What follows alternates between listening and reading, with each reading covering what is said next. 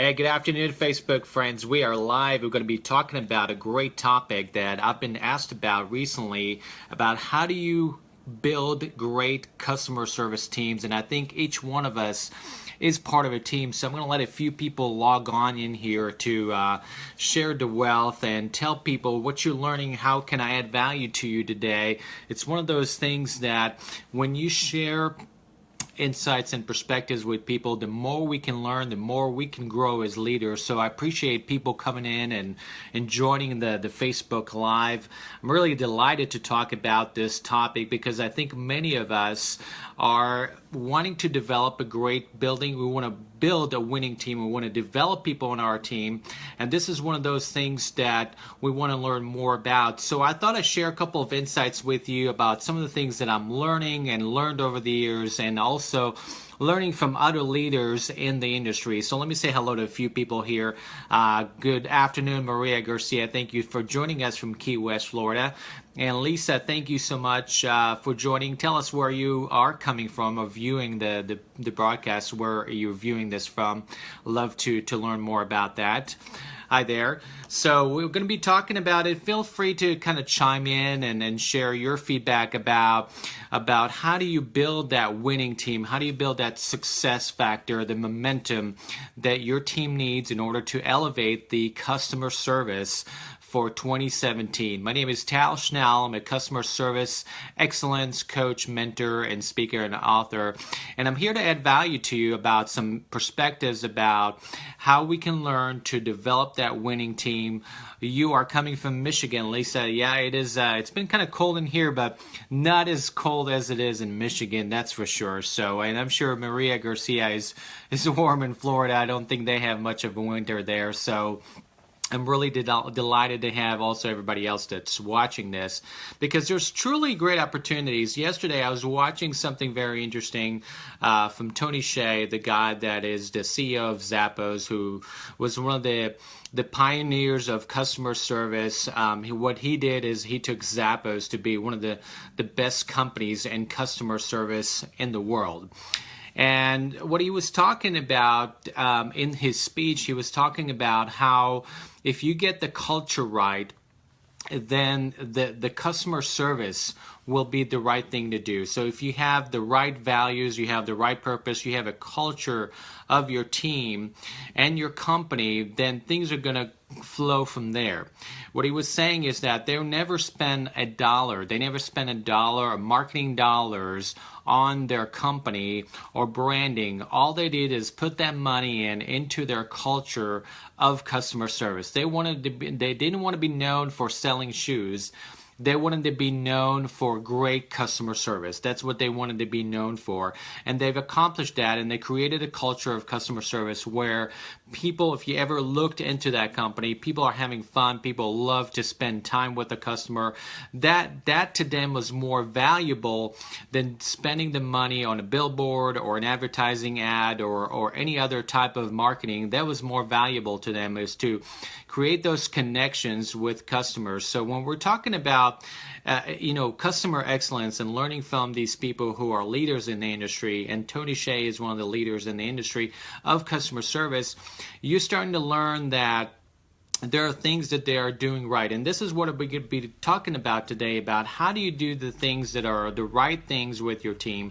How do you really build a winning team to take them to the next level? And I think this is one of the topics that each one of us wants to have for 2017, is to fresh start, to really hit the ground running with a positive momentum, that your team can elevate that customer experience for the year and be energized about it.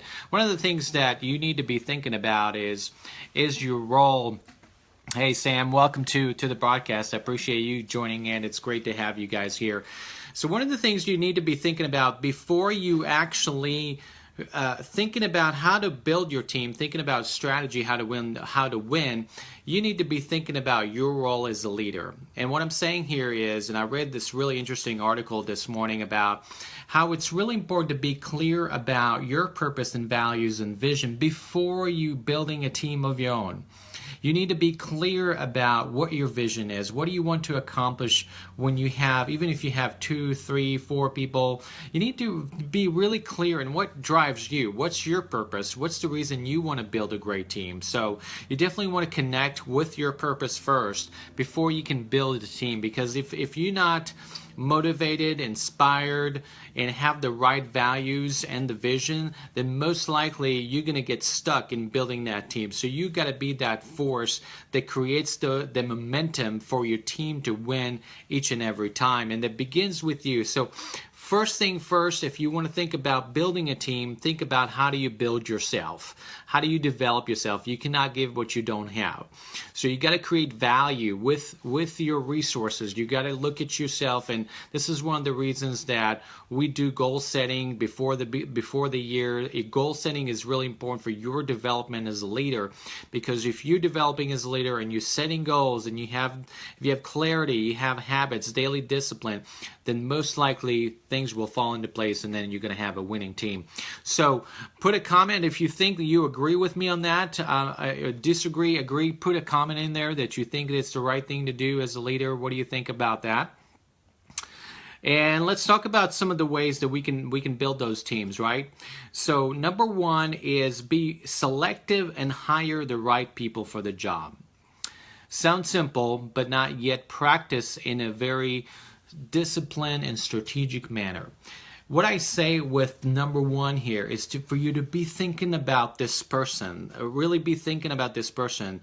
Many people just want to hire someone to fulfill a function. They want to fill a spot on their team. They need some help. Their scheduling is whacked, and they need somebody to just handle the cash register, or to just punch a couple buttons on the computer, and they think it's customer service. Well, that's not customer service. That's just putting a robot in there or machine to handle a customer, and you don't want that. Customers want the connection, someone who is human and can connect with the customer and build relationships. So be thinking about number one, be really selective, hire the right person. You should have a profile of that person, what that person looks like. Maybe take someone on your team that's a superstar on your team already, and just create those values and what that looks like. What are those qualities? What are those attributes of someone on your team that's doing an excellent job in customer service? Maybe it's you. Don't be shy. Don't undervalue yourself. Maybe it's you. How can you hire the next you, right, on your team? Because you're doing an amazing job. You're connecting with customers. You're building relationships. What does that look like, and how can I hire this person? Or maybe something that it would have the quality and attributes of that personality. Because remember, customer service is very difficult, because when you're not looking for necessarily technical things. You're looking for personality. You're looking for friendliness. You're looking for attitude. Customer service, probably 90% of it, is all about attitude. So you want to hire people with positive attitude, who are ready to tackle, who are ready to do things for the customer, willing to wow that customer each and every time. So be thinking about those things, because those things are very important to your success. So take the time in selecting the right people. So let's go over number two, is connecting with each team member on the following things. I want to share with you, this is very important as well. Connect with them on your company vision, purpose, and expectations. One of the worst things that I hear all the time is that people get into the job, or they start their job, and they don't know what the expectations are. They don't know what their role is in the company. And so what happens is that managers sometimes start already blaming their employees by not knowing what they need to do. Well, it's your role as the leader, and again, you're building a team, so there's a lot of building involved. The efforts are very important. So what you need to be thinking about is, how do I create those standards, those expectations for our team to win each and every day? What does that look like? If they don't know, you're setting the bar very low for your team each and every time. So be thinking about those things. Is how do you share your values, the vision, and the purpose of the company? Create expectations around those things that can come from your team as well, because it's going to lead me to number three here. Number three is about collaborating on those ideas that creates those expectations and standards. What am I saying here? I'm saying here is that as much as smart as you are, what's really important for you as a leader is to collaborate, create an inclusive, and inclusive is a key word, for you to create that environment where people want to share their ideas, they want to have their perspective involved so they can win together with you. You know, we're smart, we may have better experience or more experience, but the number one thing you need to do is talk and communicate with your team. And here's what I'm saying, and I think this is something that you can relate to. The number one problem of all teams is communication. If you have good communication, you have a good team. And in order for that to happen, you need to create a culture of trust. You need to create a culture of openness where people feel like they want to contribute rather than hide and not be part of that, or they're going to be thinking, well, I just want to come in here and do my job and then go home. You don't want that kind of employee. You don't want that kind of a team member on your team. You want them to be part of that, passionate, building that momentum, and be, you know, I went to several places recently, and I have to share, what's the difference between a great place, organization, or a business that has good customer service, and this is all of it. Good people. Good people. People who want to serve the customer, they have a great attitude, and they don't care if it's 5 o'clock or 8 o'clock. They don't care. Why? Because they have a higher purpose. They want to serve people. You know, I was listening to the Car podcast with Simon Sinek, and you may know him. He's the one that writes about the why. And he had a humbling experience about serving people and being part of the military for a little bit and connecting with those individuals. It was about serving people. That was their higher purpose, was serving people. That was what created leadership. So be thinking about that. Number 4, make sure your team can make good decisions about customer relations. Now, what we're saying here is that many times, and this is probably 80% of it, will be someone on the front line making decision in your business about customer service decisions. And that's going to happen. You know, that person may be a $10 or $11 or $12. You know, you never know. But it's one of those things that they are making decisions that can cost the business a lot. Okay, so be thinking about that frontline employee. How much decision making do they have? Can they do the right thing for the customer? Because this is very important. You're not there 24/7.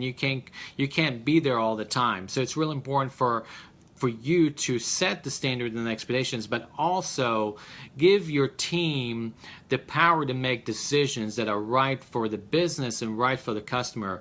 In other words, create a win-win situations that your business and your customers can benefit from. Okay? So let's talk about the next one, is to create a positive company culture. I think that all of us are caught up in many things, and we have to complete many things, and some of us are very task oriented. But I encourage you to get out of that box and be thinking about, what kind of a culture am I creating? Ask you a question for yourself each and every day. What kind of culture am I creating for the customer service team, for the winning customer service? What kind of culture? How do people feel around here? And what do they take out of from every day? How do I add value to them?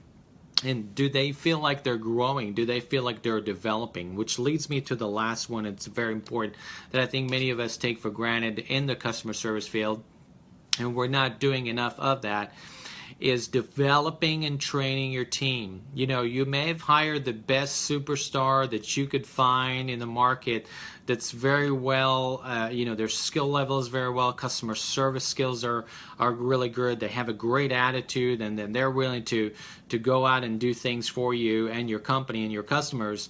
But remember that your job is to be like a gardener, is to develop the seeds of greatness in your organization and develop people and train them to be the best. You'll be thinking about your competition. They're constantly doing that. If you're not doing that as a leader, you're not serving your employees, because they are your internal customers. That's the best way to serve your internal customers, is to train them and develop them to be a person of success.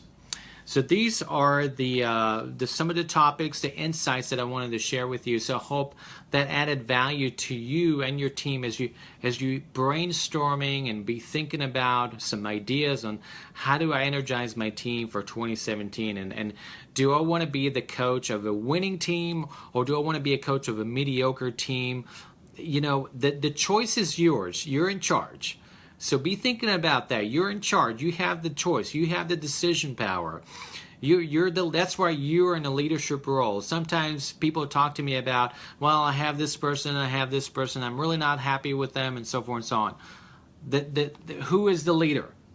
You are. So if you're the leader, you got to take action in order to make sure if this is the right person. Maybe they're not the right person, but if you're just letting it ride, and this is not the person for your organization, this is not for you, it's probably not the right person for your organization.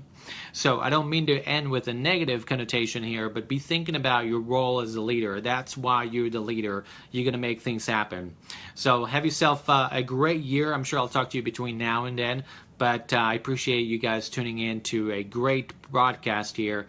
And feel free to message me directly on Facebook if you've got any insights, perspectives that we can talk about and have a conversation. Take care.